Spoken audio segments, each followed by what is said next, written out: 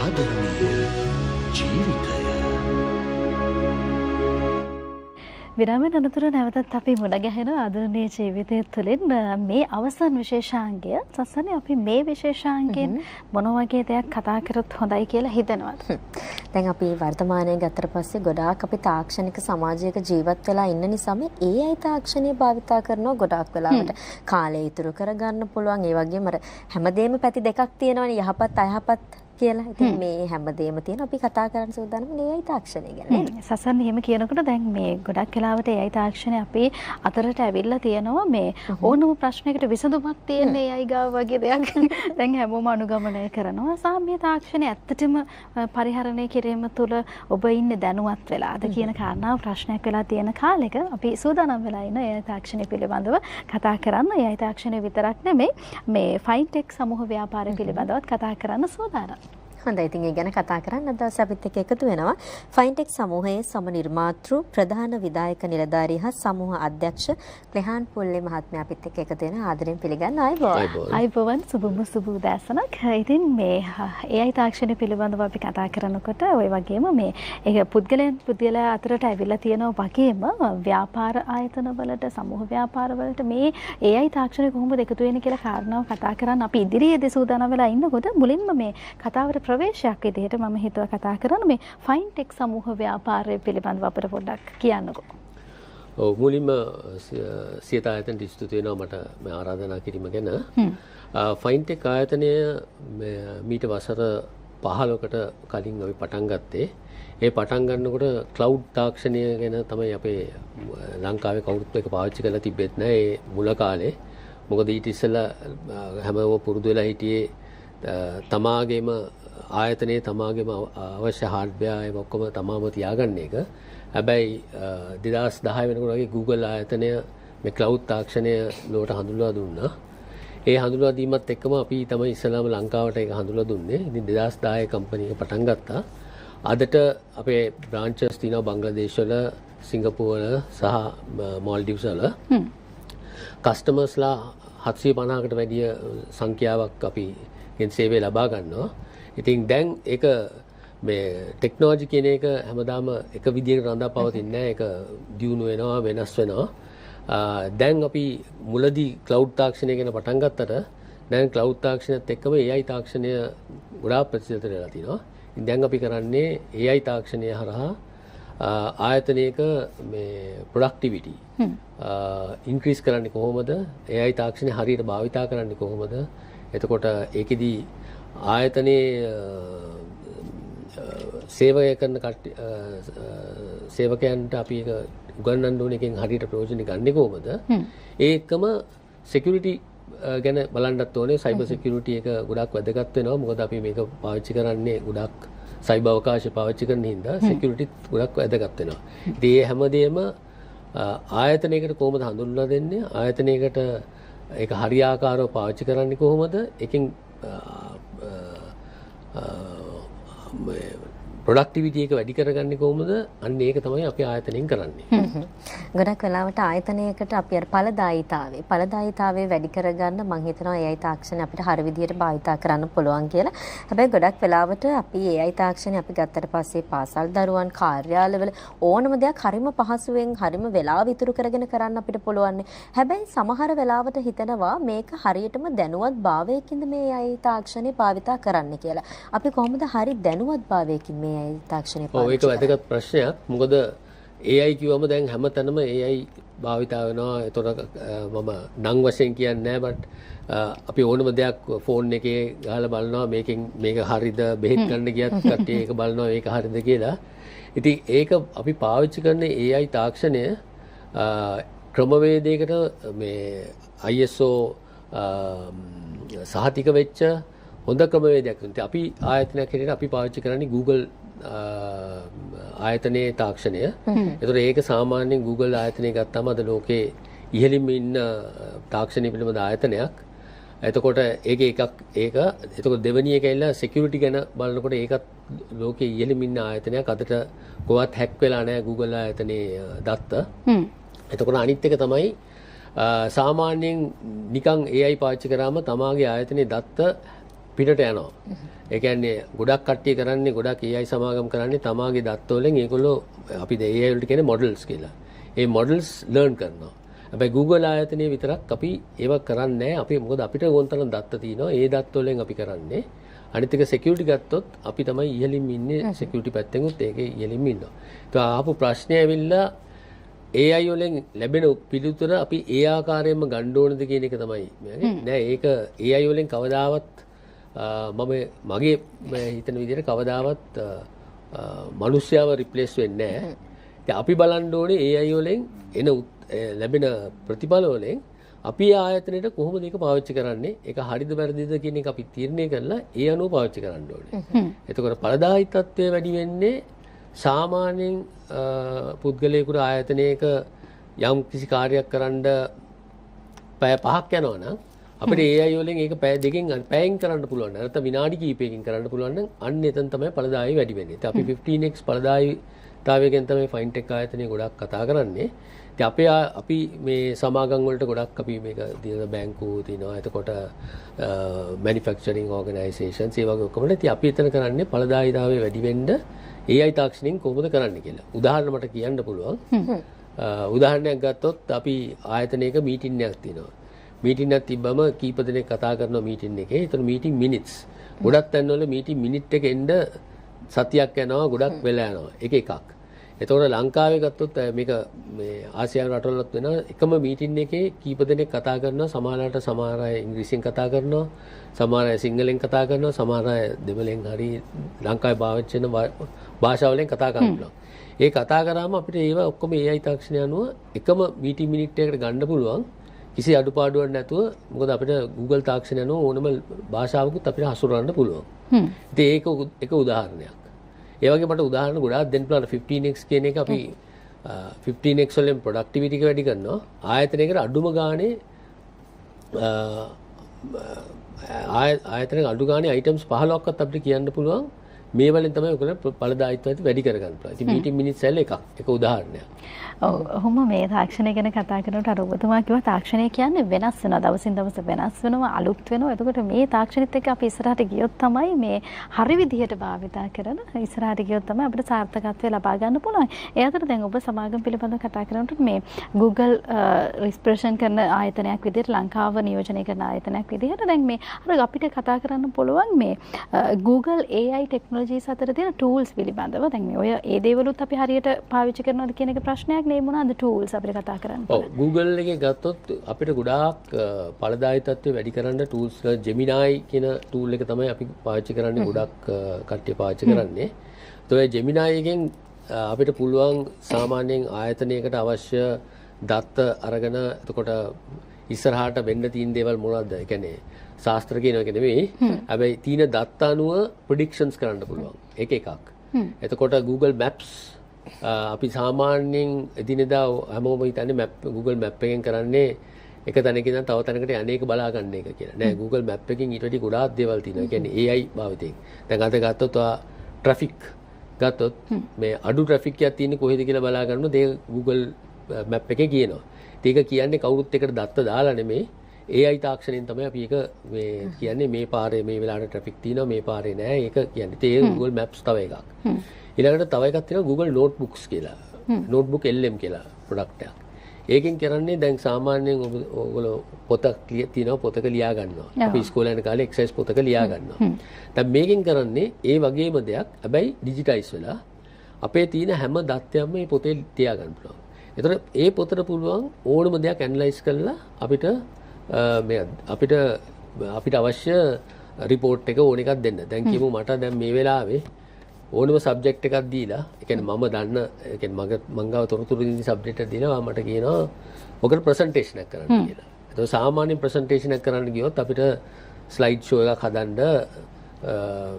ටික කාලයක් යනවා. දවස් ගාණක් යනවා. මට ඒතර Google මේ notebook LM එකෙන් අපිට තප්පර 10කින් මට ඒ ස්ලයිඩ් ෂෝ එක හදා ගන්න පුළුවන්. ඉතින් ඒ වගේ ඵලදායීත්වයක් වැඩි වෙන ඒවා ওই tools වලින් අපිට කරන්න පුළුවන්. ඒතර ඒ අමතරව Google එකේ AI generative AI ඒ වගේ AI APIs කියලා අපිට ගොඩාක් දේවල් තියෙනවා. ඒතකොට ඒ වගේ ඒවත් කරන්න පුළුවන් ඵලදායීත්වය වැඩි කරගන්න. ඒ වගේ තමයි එදිනෙදා ජීවිතේ අපිට හැම දෙයක්ම පහසුවෙන් කරගන්න AI තාක්ෂණය ගොඩාක් උපයෝගී වෙනවා. දැන් ඒ කාරණෙත් එක්ක අපි ඉස්සර කාර්යාලයක් ගත්තට පස්සේ ෆයිල්ස් ගොඩාක් තියෙනවනේ. ඊට පස්සේ හැබැයි දැන් වර්තමානයේ වෙනකොට මේක චුට්ටක් අඩු වෙලා තියෙනවා. ඒ තාක්ෂණෙත් එක්ක එතකොට AI තාක්ෂණෙත් එක්ක මේ දේවල් දෙන්නට කඩදාසි රහිත අපි කිව්වොත් කඩදාසි රහිත ආයතනයක් හෝ වේවා ඕනෙම තැනක මේ AI තාක්ෂණය භාවිතා කරන්න මොන වගේ ක්‍රමවේදයක්ද ඔයාලගේ ආයතනයෙන් හඳුන්වලා දෙන්න පුළුවන් මොන වගේ සහයෝගයක්ද තියෙන්නේ? ඔව් ඒකත් හොඳ ප්‍රශ්නයක්. මොකද AI තාක්ෂණය දැන් අපි කියමු ආයතනයක ගොඩාක් ෆයිල් තියෙනවා. දැන් අපි ගත්තොත් ෆයිල් කොච්චර තිබ්බත් දැන් අපි ඕක පොඩි උදාහරණයක් විදිහට ගත්තොත් දැන් ඕගොල්ලෝ පොඩි නෝට්ස් ටිකක් ලියා ගන්නවා. එතකොට යම් තැනක දැක්කොත් ඔයා පොඩි කොලයක ලියා ගන්නවා. හැබැයි අපි කියමු අවුරුද්දක් ගිහිල්ලා අපිට මේක හොයාගන්න පුළුවන්ද? අපිට ඒක හොයාගන්න බෑ. ඒතර ආයතනික ෆයිල් ගොඩාක් තියෙනවා. ෆයිල් වල අපි ෆයිල් කරලා තියෙනවා. හැබැයි අවශ්‍ය වෙලාවට හොයාගන්න බෑ. හොයාගන්න වුණත් ඒකට සෑහෙන වෙලාවක් යනවා ඔක්කොම ෆයිල් ටික බලන්න ඕනේ. දැන් Google තාක්ෂණය අනුව අපි අපේ සමාගමෙම ඉන්ට්‍රොඩියුස් කරලා තියෙනවා එකක් ඩොකිට් කියලා. ඒතර අපි කරන්නේ ඕනම ඩොකියුමන්ට් එකක් එකට ස්කෑන් කරගන්නවා. එතකොට ඒක අතෙන් ලියපු ඩොකියුමන්ට් එකක් වෙන්න පුළුවන්. ඉංග්‍රීසි භාෂාවෙන් තියෙන ඩොකියුමන්ට් එකක් වුණා ද්‍රවිඩ භාෂාවෙන් නැත්නම් සිංහල භාෂාවෙන් තියෙන ඕනම භාෂාවකින් Google එකට ඇත්තටම පුළුවන් භාෂා 196ක් සපෝට් කරන්න. ඒතකොට චීන භාෂාවෙන් ඕනම භාෂාවකින්. ඒතකොට අපිට මේක ඔක්කොම ස්කෑන් කරලා මේ ඩොකිට් එක දත් එකට දාගන්නවා. ඒකට දාගත්තන් පස්සේ මට අවශ්‍ය දේවල්. ඒ කියන්නේ දැන් මට ඕන වුණොත් ආයතනයේ දැන් කියමු ඔබ අපේ ගනුදෙනු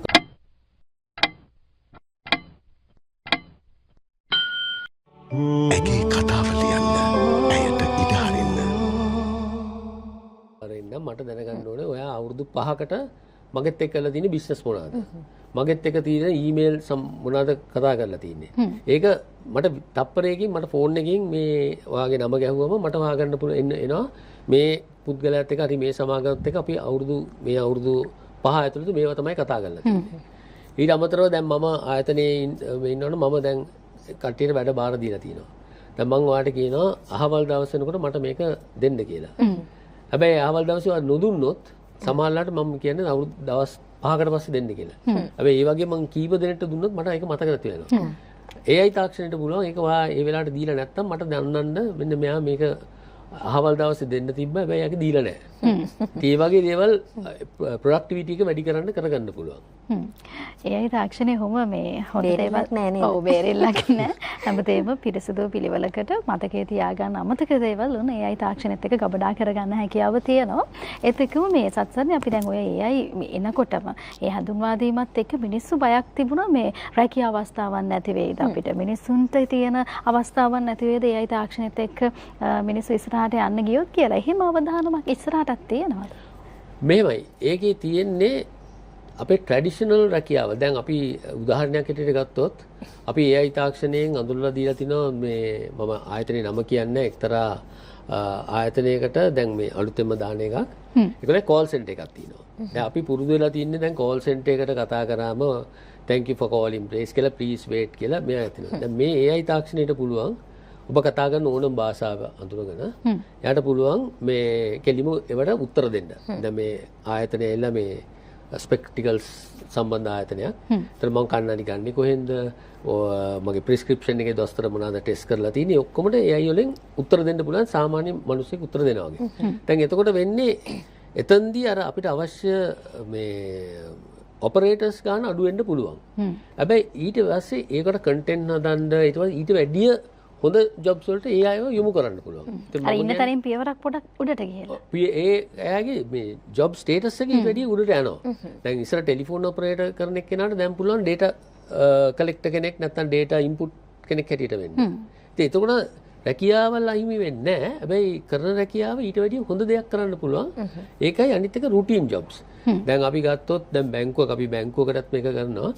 දැන් චෙක් එකක් ගත්තොත් අපිට පේන්නේ කවුන්ටර් එකට ගිහලා චෙක් එක දුන්නම අර ඒකට මුදල් ලැබෙනවා. හැබැයි ඒක පිටිපස්සේ ඉන්නවා චෙක් සාමාන්‍යයෙන් ගොඩක් කට්ටිය ඉන්න එක කරන්න සාමාන්‍ය ලොකු බැංකුවක 100ක් 150ක් විතර කට්ටිය ඉන්නවා ඒක කරන්න. ඉතින් ඒගොල්ලන්ගේ රුටීන් ජොබ් එක ඇවිල්ලා චෙක් එකේ මුදලින් ලියලා තියෙන ගාණයි අකුරෙන් ලියලා තියෙන ගාණයි ඩේට් එකයි ඔක්කොම හරිද කීකේ බල ඉන්නේ.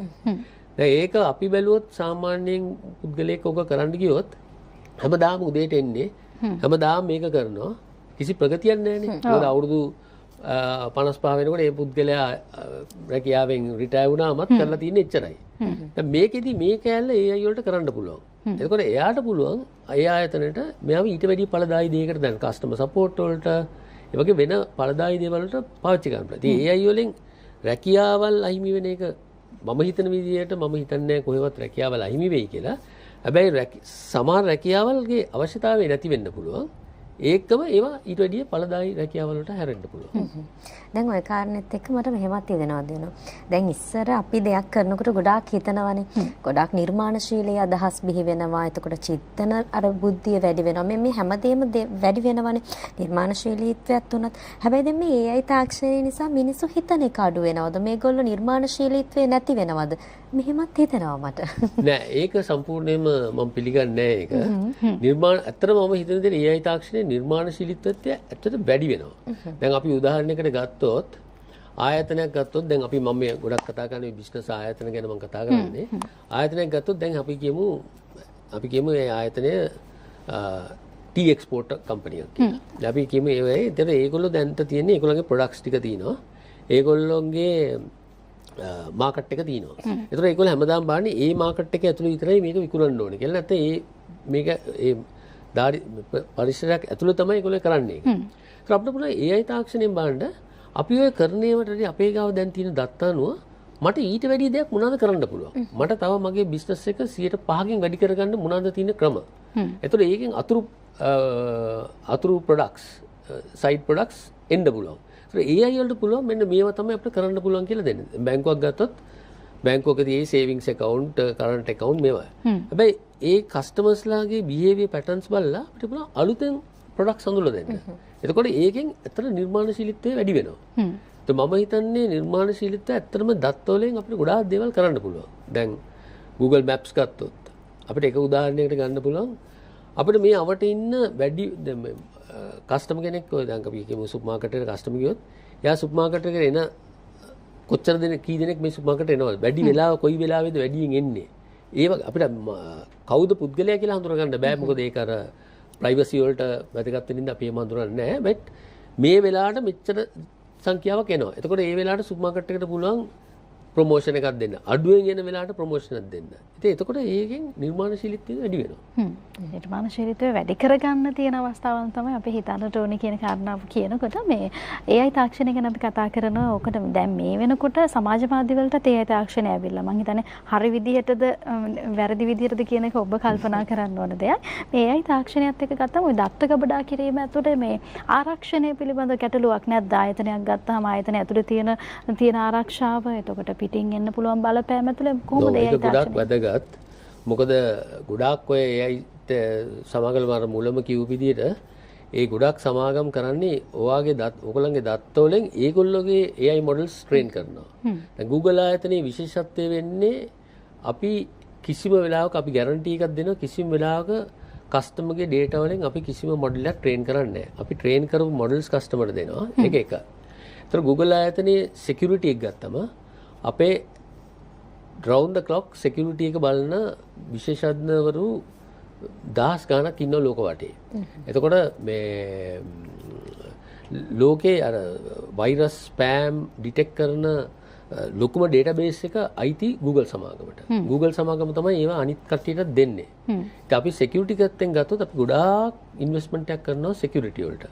මොකද ඒක හරි වැදගත්. ඒතකොට ස්පෑම් දැන් අපේ ගත්තොත් අපේ Google එකේ දෙන ඊමේල් දත්ත පද්ධතිය ඒකේ අපි අනිවාර්ය කරලා තියෙනවා ස්පෑම් ඇන්ටිවයිරස් ඒවා අනිවාර්ය කරලා තිනවා. දැන් සමහර අය කියන්නේ ගාන ටිකක් අඩු කරගන්න ඒවා නැතුව දෙනවා. ඒතකොට ඒවා නැතුව දුන්නම ජනතාව මේ ආයතන සමහරලාට ගාන අඩු හින්දා ඒගොල්ලෝ හිතනවා මේක හොඳයි ඒ වුණාට මේ අර සිකියුරිටි එක නැති වෙනවා. සිකියුරිටි එක නැති වුණාම තමයි ඔය හැකර්ස්ලා එන්නේ ස්පෑම් එන්නේ ඇන්ටිවයිරස් එන්නේ එතකොට ස්පෑම් ගොඩක් කරලා ෆිෂින් ඇටැක්ස් ඒ වගේම එන්නේ ඔය ගාඩ්ස් නැති වුණාම දැන් ඒක චූටි ප්‍රශ්නයක් තියෙනවා පෞද්ගලිකව අපි අතලත් කරන දත්තත් එක්ක ඒ වගේ මේ සිකියුරිටි එකේ ප්‍රශ්න නැද්ද දැන් සාමාන්‍යයෙන් තනිව අපි මොබයිල් ෆෝන් එකත් එක්ක යූස් කරනවා මොබයිල් ෆෝන් එකත් එක්ක ඉන්නවා මොබයිල් ෆෝන් එකත් එක්ක ඉන්නකොට ඒවල තියෙනවා මේ ප්‍රශ්නයක්. ඒකට අපි දැනගන්න ඕනේ දැන් ගොඩක් කට්ටිය කරන්නේ මොබයිල් ෆෝන් එකේ ඔය එන ඕනෙම ඇප් එකක් මේ yes කියලා දාගන්නවා. එතකොට ඒකේ කන්ඩිෂන්ස් තියෙනවා අපි ඕන එකක් කොහොමද කියවන්නේ ඔක yes කියලා දාගන්න. මොකද ලෝ කිව්වොත් ඔක පාවිච්චි කරන්න බෑ. ඉතින් ඒ වගේ වට ගොඩක් පරිස්සම් වෙන්න ඕනේ. මොකද ඒ වලින් සමහරලාට ඉතින් අර දන්න ප්‍රසිද්ධ ආයතන මට නම් වශයෙන් කියන්න බෑ අනිත් ඒවා මම කියන Google ආයතනින් දෙන එකක්. google.com වලින් එන එකක්. ඒවා වගකීමකින් තමයි අපි දෙන්නේ. ඒතර ඒ වගකීමෙන් අපි ආයතනයේ අපි මම මේ කියන්නේ enterprise solutions වල. සා ගැටලුවකුත් කතා කරන්න. අපිට කතා කරන්න පුළුවන්. අපි එතකොට ඒවා බලලා ඒවට විසඳුම් හොයලා දෙනවා. හැබැයි ඇත්තම කියනවනේ මේ කස්ටමර් 750 අපි දැන් හැන්ඩල් කරන්න ඕනේ. කිසිම කෙනෙකුට අද වෙනකන් මේ අවුරුදු 16ක් වෙනවා දැන් මේ අවුරුද්දට වෙනකන් කිසිම කෙනෙකුට එහෙම ගැටලුවක් වෙලත් නැහැ. ඒ Google ආයතනයේ security එක එච්චර strong. ඒක තමයි අපේ තියෙන ලොකුම මේවා එක. මොකද මේක ඇත්තටම කියනවා වගේ ඔතිමේ කියනවා වගේ security එක ගැන අපි ගොඩාක් බලන්න ඕනේ. මොකද අපි බැංකුවකට දැන් කියමු බැංකුවකට ගිහිල්ලා බැංකුවේ සල්ලි සේප් එක සල්ලි තියෙනවා නම් ඒ බැංකුව මොන වගේ බැංකුවක්ද? ඒ බැංකුව කොච්චර ඔකට security දීලා තියෙනවද? ඒක අපි බලන්න ඕනේ. විශ්වාසවන්ත බව බලන්න. විශ්වාසවන්තකම බලන්න ඕනේ. ඒ වගේ තමයි ඔය AI පාවිච්චි කරනකොට හරි cloud solutions පාවිච්චි කරනකොට විශ්වාසවන්ත මේවල track record එකක් තියෙන මේ තාක් ඒවා hack වෙච්ච නැති ආයතනයක් ගැන බලන්න ඕනේ. ඉතින් ඒකටම Google සමාගම තමයි ලෝකේ ඉදිරියෙන් ඉන්නේ ඇත්තෙන් අද වෙනකන් එහෙම හැක් වෙච්ච නැති සමාගමක්. දැන් ඔය පිළිබඳව කතා කරනකොට මට හිතුණා දැන් අනාගතයේ AI තාක්ෂණය කියන එක අනිවාර්ය දෙයක් බවට පත් වෙනවනේ.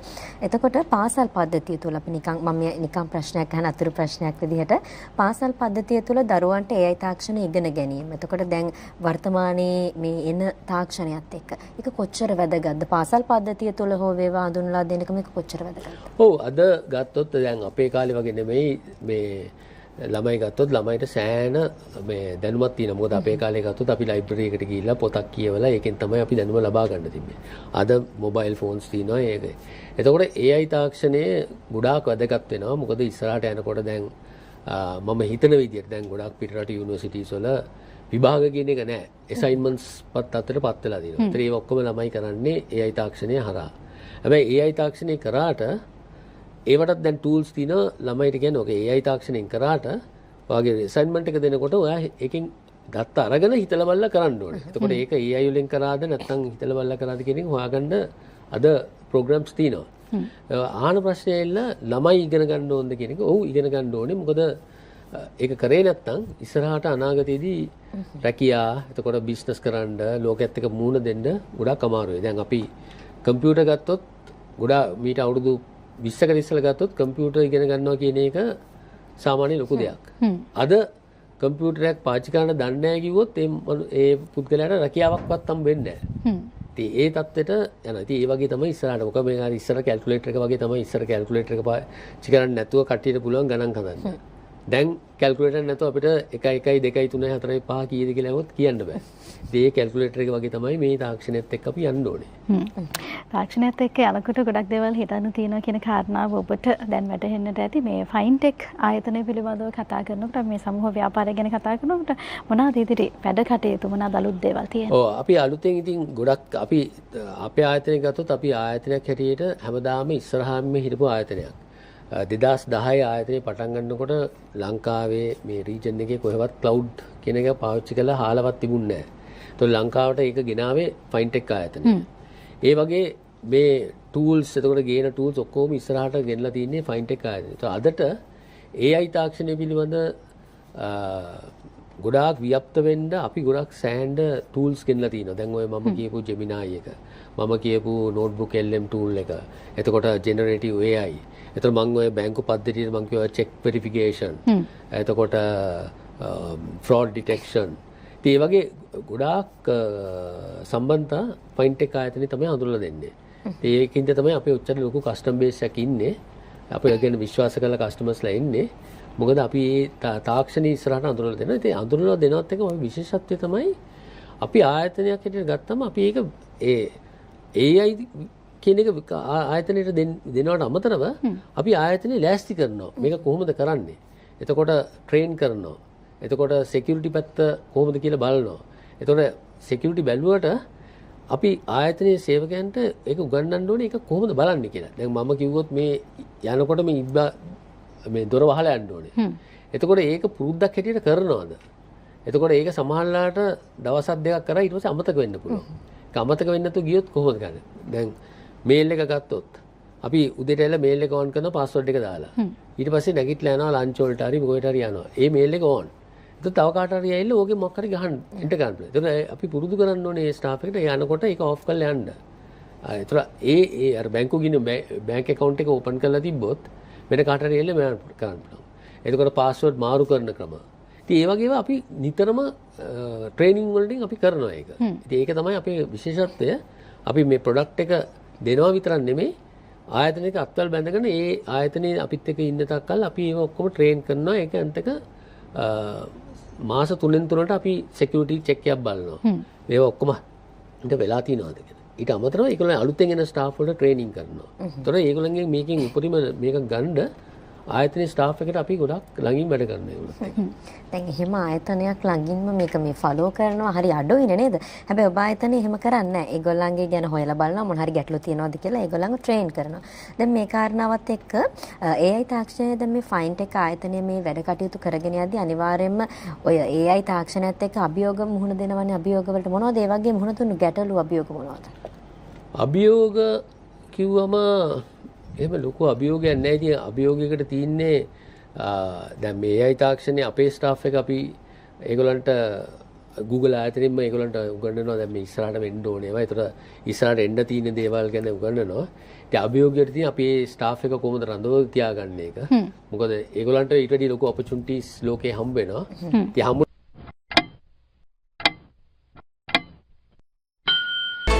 වීවා ඔකුතේ රසයක් පිරිපුන් එකතුවක්. ඉතින් හම්බුණත් අපි ඒවට උදව් කරනවා. අපි කියනවා ඕකේ ඔයා යන්න ගිහිල්ලා ඒක මේවා කරන්න. අපි අපේ ස්ටාෆ් එක ට්‍රේන් කරන එක තමයි එක අභියෝගයක්. ඊට අමතරව ඉතින් අභියෝගයකට තියෙන ගොඩක් අයගේ බයක් තියෙනවා මේකට යන්න. AI තාක්ෂණය tie බය නැති කරගන්න දැන් අපි කියමු CEO කෙනෙක් ගත්තොත් එයාට ගිහිල්ලා ඔක පැහැදිලි කරලා දෙන්න මේක බය වෙන්න එපා. මෙන්න මේකෙන් මේ ඔයාට ආයතනයේ ලොකු මේකක් රුකුලක් එනවා. ඒ වගේ ඒකත් ඉතින් අද අභියෝගයක්. හැබැයි ඉතින් අපි මගේ එක්ස්පීරියන්ස් එක අනුව මම මේ අභියෝගයට ගොඩාක් මුහුණ දීලා තිනවා. මොකද මම දැන් මගේ එක්ස්පීරියන්ස් එකක් දැන් අවුරුදු ගාණක් වෙනවා. මම පටන් ගත්තේ පර්සනල් කම්පියුටර්ස් හඳුනලා දීලා විකුණලා 1980 ගණන් වල මම හිතන්නේ ඔයගොල්ලෝ ඉපදෙන්නත් නැතුව ඇති ඒ කාලේ. එතකොට අපිට ඒ කාලේ කම්පියුටරයක් විකුණන්න ගියාම අපි ඒගොල්ලන්ට වැදගත්කම පෙන්වන්නේ ඇයි මේක ඕනේ කියන එක. මොකද කට්ටිය දන්නේ නැහැ. ඉතින් ඒ ක්‍රමවේදය තමයි අපි තාමත් අලුතින් තාක්ෂණයක් එනකොට ඒක පාවිච්චි කරන්න අපි හඳුනලා දෙන එක්කෙනාට අපි ඉස්සෙල්ලාම කියලා දෙන්න ඕනේ ඇයි කියලා. දැන් අද කම්පියුටරයක් ගන්න ගියොත් කවුරුත් අහන්නේ නැහැ ඇයි මට ඕනේ කියලා. කඩේ ගිහලා මට මේ ලැප්ටොප් එක හරි මේ ෆෝන් එක හරි මෙන්න මේ ආවල් මේක කියලා කෙලිම ඉල්ලනවා. හැබැයි මීට අවුරුදු ගානකට ඉස්සෙල්ලා ඒක වුණේ නැහැ. දැන් AI තාක්ෂණයට තියෙන්නේ ඒකම තමයි. ඉතින් ඒක අභියෝගයක්. ඒ අභියෝගේ ජය ගන්න ඉතින් අපි අර කම්පැනි එක ගොඩාක් එක්ස්පීරියන්ස් තියෙන හින්දා ඔය ටෙක්නෝලොජි එනකොට හඳුනලා දීමේ එක්ස්පීරියන්ස් එකක් තියෙන හින්දා ඒක අපිට එච්චර ලොකු අභියෝගයක් නෙමෙයි. හැබැයි ඒකත් ඉතින් මේ ව්‍යාප්ත වීමේදී AI තාක්ෂණයේ ව්‍යාප්ත වීමේදී අභියෝගයක්. හැබැයි අපි ඒක හරියටම කරනවා. මොකද අපි අර ට්‍රේනින් මෙන්ටරින් එතකොට CEO එතකොට මැනේජ්මන්ට් එකට ඒක උගන්වනවා. මේවා තමයි ඊට පස්සේ පහළ මට්ටම වෙනකම්ම මේ මෙන්ටරින් එක අපි කරනවා.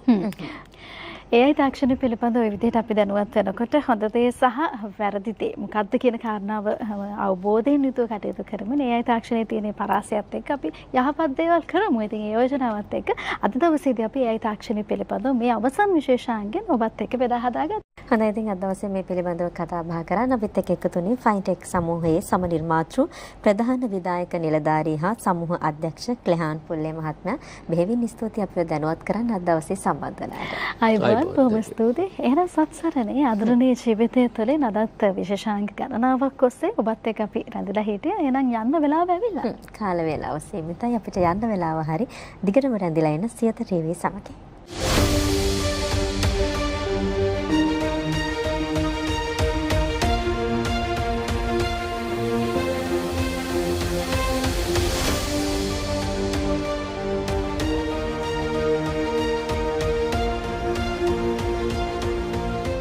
දිනපතා අලුත් වීඩියෝ සහ ප්‍රවෘත්ති නැරඹීමට ඉහත බටන් එක ක්ලික් කර සියත TV සබ්ස්ක්‍රයිබ් කරන්න.